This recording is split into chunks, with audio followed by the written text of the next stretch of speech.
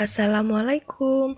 Halo anak-anak, kembali lagi bersama Ibu Diani di video pembelajaran untuk KD 3.3 materi klasifikasi makhluk hidup.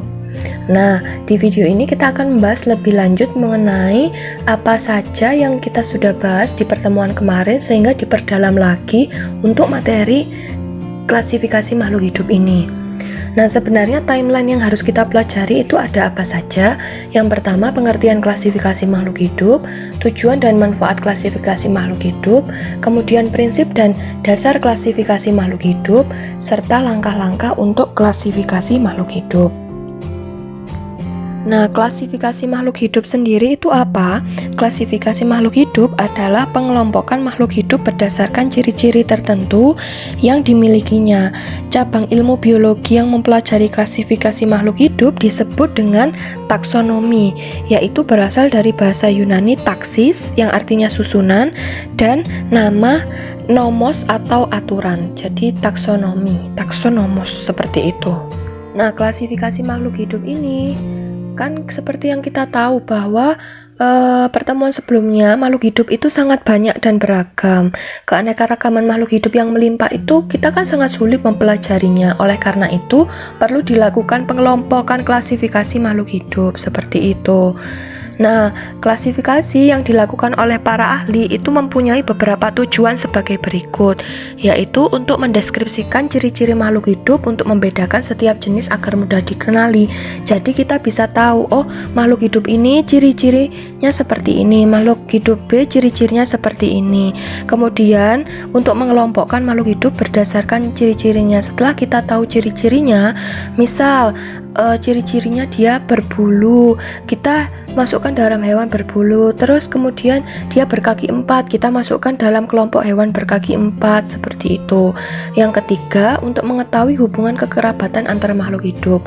Jadi setelah kita tahu, oh ini cirinya sama, ini sama, kira-kira hewan A dan B ini berkerabat tidak ya? Antara simpanse dengan orangutan, simpanse dengan bekantan itu berkerabat atau tidak ya, seperti itu.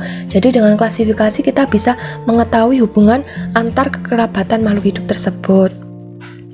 Selanjutnya, untuk mengetahui evolusi makhluk hidup atas dasar kekerabatannya. Jadi dengan kita tahu kekerabatannya, kita bisa meruntut sebenarnya dia berasal dari nenek moyang yang mana, seperti itu, kalau didasarkan pada teori evolusi.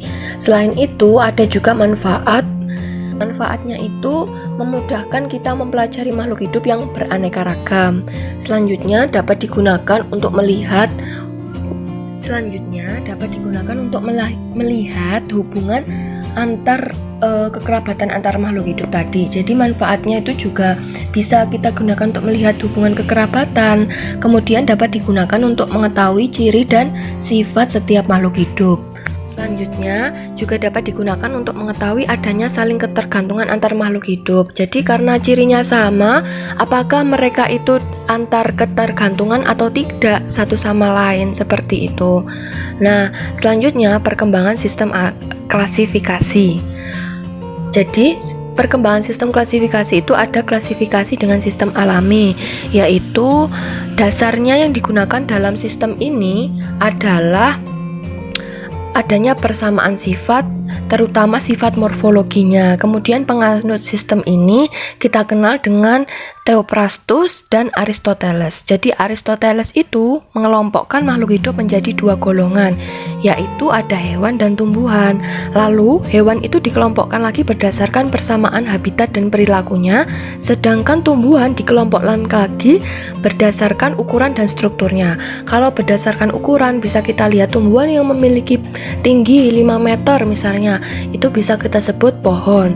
Kurang dari 5 meter itu kita sebut perdu. Kemudian kurang dari 3 meter kita sebut semak. Pohon itu seperti pohon beringin, kelapa, jeruk, mangga. Kalau tumbuhan perdu itu seperti tomat, bayam, cabai, terong, seperti itu. Dan tumbuhan semak ada rumput dan jahe. Kemudian ada klasifikasi sistem buatan atau artifisial. Jadi sistem ini itu bertujuan untuk mengklasifikasikan makhluk hidup berdasarkan kegunaannya. Penganut sistem ini yaitu Bapak taksonomi, yaitu Bapak Carolus Linnaeus. Itu kita kenal dengan Bapak taksonomi.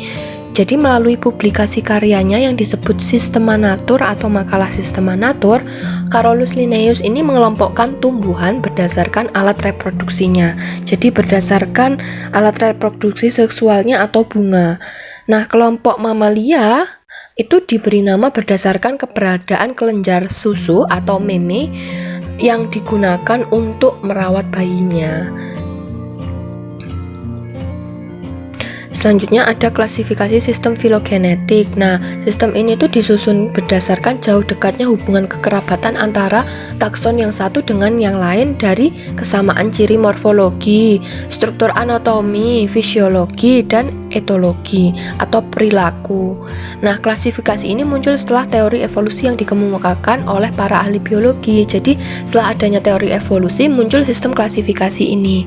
Sistem ini tuh pertama kali ditemukan oleh Charles Darwin. Charles Darwin ini melalui bukunya The Origin of Species itu sangat kontroversi sekali dengan adanya teori evolusi, sehingga dia menciptakan klasifikasi dengan sistem filogenetik. Nah, klasifikasi yang didasarkan pada hubungan filogenetik ini mengalami berbagai perkembangan sehingga diakui dan dipakai secara internasional.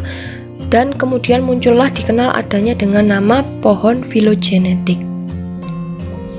Selanjutnya klasifikasi sistem modern atau molekuler. Jadi ini itu lebih ke arah modern, semakin kesini semakin modern karena menggunakan persamaan struktur tubuh itu dapat diketahui secara eksternal dan internal, menggunakan biokimia perbandingan berdasarkan genetika modern dan berdasarkan ciri-ciri gen dan kromosom. Jadi dia lebih ke arah yang lebih modern, artinya perbandingan struktur molekuler dan organisme yang diklasifikasikan. Sistem ini tuh berdasarkan itu.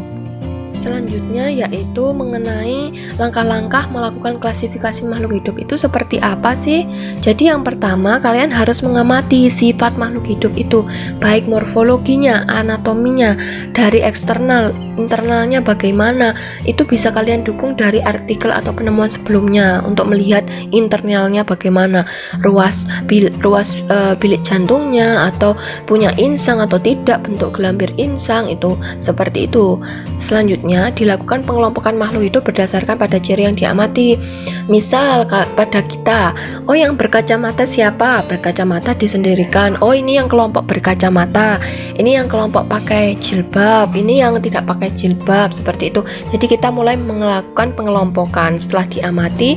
Nah, kemudian setelah itu kita beri nama makhluk hidup tersebut. Kita bisa melihat rujukan dari artikel-artikel ataupun bantuan dari sistem klasifikasi yang sudah ada. Jadi sudah ada bagaimana tata cara untuk memberikan nama-nama pada makhluk hidup itu. Salah satunya dengan peraturan yaitu konferensi ICN. ICN itu untuk memberikan tata nama pada tumbuhan yang baru ditemukan atau bagaimana mengatur sejarah atau tata cara yang bisa diberikan untuk memberikan nama-nama pada tumbuhan seperti itu.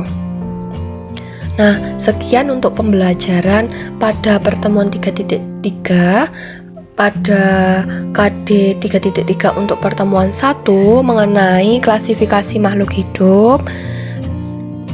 Untuk itu, video pembelajaran kita sampai di sini dicukupkan dulu ya anak-anak. Kita bertemu di video pembelajaran selanjutnya. Sampai jumpa dan jangan lupa untuk selalu belajar. Terima kasih. Wassalamualaikum warahmatullahi wabarakatuh.